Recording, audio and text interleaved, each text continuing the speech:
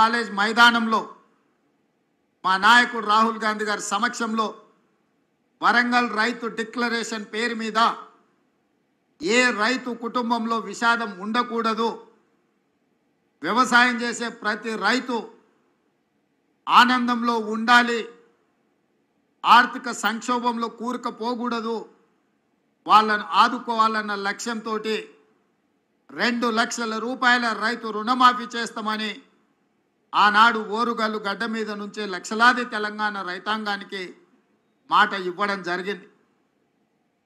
రైతు డిక్లరేషన్లో మేము మాట్లాడిన అంశాలను చాలామంది టీవీల ముందు పేపర్ల ముందు అవహేళన చేస్తూ ఈ దేశంలో ఎవరూ చేయలేదు, తెలంగాణ రాష్ట్రంలో గత ప్రభుత్వం 2014లో 1 లక్ష రూపాయల రుణమాఫీ చేస్తా అని మొదటి విడత కాదు 5 సంవత్సరాలు 60 నెలలు 4 విడతల్లో చేసి చివరికి అసలు కంటే మిత్తి ఎక్కువై రైతుకు ఇచ్చిన 1 లక్ష రూపాయల రుణమాఫీ కూడా మిత్తిలకే సరిపోయి అసలు బకాయి అట్లనే ఉండే విధంగా ఆనాటి పరిస్థితులు.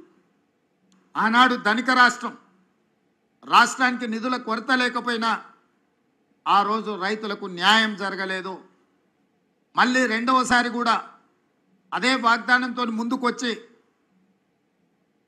రుణమాఫీ చేస్తాం 1 లక్ష రూపాయలు అని చెప్పి అంచనాలు 19,000 కోట్లకేసి చివరికి 12,000 కోట్ల రూపాయలే రెండవసారి కూడా 4 విడతలలో చెల్లించి 7,000 కోట్ల రూపాయలు మొండి బకాయిలుగా రైతుల నెత్తి మీద అట్లనే వదిలేసి గత ప్రభుత్వము బాధ్యత నుంచి తప్పించుకున్నది.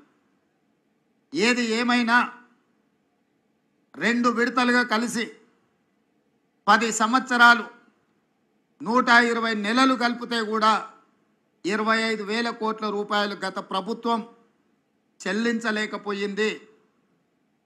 మేము అంచనాలేసి బ్యాంకుల నుంచి వివరాలు తెప్పించుకొని కమర్షియల్ బ్యాంక్సే కాకుండా అగ్రికల్చరల్ బ్యాంక్స్ నుంచి కూడా రైతులకున్న అప్పుల వివరాలు తెచ్చుకున్నప్పుడు 31,000 కోట్ల రూపాయలు దాదాపుగా లెక్క తేలింది. మంత్రివర్గ సమావేశంలో 31,000 కోట్ల రూపాయల రుణమాఫీ చేసి తీర్థమన్నప్పుడు అప్పుల్లో కూరుకుపోయిన తెలంగాణ రాష్ట్రం, ఆర్థిక సంక్షోభాన్ని ఎదుర్కొంటున్న తెలంగాణ రాష్ట్రం ఏ విధంగా ఈ రైతులకు రుణమాఫీ చేస్తారని చెప్పి చాలామంది మాట్లాడడం జరిగింది. కొంతమంది శాపనార్థాలు పెట్టడం జరిగింది. వాళ్ళు చేసిన అప్పులు వాళ్ళకి తెలుసు కాబట్టి వాళ్ళు ఒక నమ్మకంగా ఉన్నారు, ఎట్టి పరిస్థితుల్లో వీళ్ళు చెల్లించరు, ఆగస్టు నెలలో ఏదైతే మాట ఇచ్చిండో మాట తప్పుతాడు అని. నేను మా ఆర్థిక మంత్రి గారు మా అధికారులతో కూలంకషంగా చర్చించి ఇటు వ్యవసాయ శాఖ అధికారులు అటు ఆర్థిక శాఖ అధికారులను అందరినీ కూర్చోబెట్టి ఎట్టి పరిస్థితుల్లో రుణమాఫీ జరిగి తీరవలసిందే, దీంట్లో ముందుకు వెళ్ళవలసిందే, ఈ సంక్షోభాన్ని సమస్యను పరిష్కరించాల్సిందే అని చెప్పి ఖచ్చితంగా కూర్చొని ప్రణాళికలు రచించి అన్ని రకాలుగా నిధుల సమీకరణ చేసి ఈనాడు 2వ విడత 6,198 కోట్లు దాదాపుగా 6,40,000 మంది పైచిలకు రైతు కుటుంబాలకు ఈరోజు చెల్లిస్తున్నాము.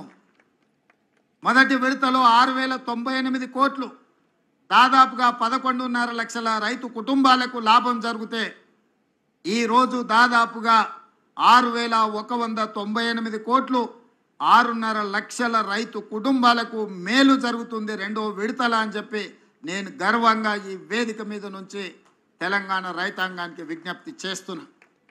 ఇది మా చిత్తశుద్ధి, ఇది మా పరిపాలన దక్షత.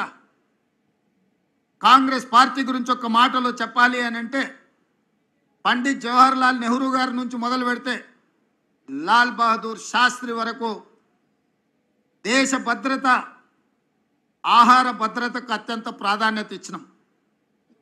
అందుకే ఆనాడు జై జవాన్ జై కిసాన్ అనే నినాదంతో కాంగ్రెస్ పార్టీ ప్రజల దగ్గరికి వెళ్ళింది. జవహర్లాల్ నెహ్రూ గారు హరిత విప్లవాన్ని తీసుకొస్తే లాల్ బహదూర్ శాస్త్రి గారు ఆహార భద్రతకు సంబంధించిన నిర్ణయాలు తీసుకున్నారు. ఆనాడు బాక్రానంగల్ డ్యాం నుంచి మొదలు పెడితే ఈనాడు నల్గొండ జిల్లాలో ఉన్న నాగార్జున సాగర్ వరకు ఆనాడు పండిత్ జవహర్లాల్ నెహ్రూ గారు ప్రధానమంత్రిగా తొలినాళ్లలోనే వ్యవసాయ రైతుల యొక్క కష్టాలను గుర్తించి బీడులుగా మారి ఎడారులుగా ఉన్న ఈ దేశాన్ని పచ్చని పైర్లతో తీర్చిదిద్దాలి అని చెప్పి సాగునీటి ప్రాజెక్టులను నిర్మించి రైతులను ఆదుకోవడం జరిగింది.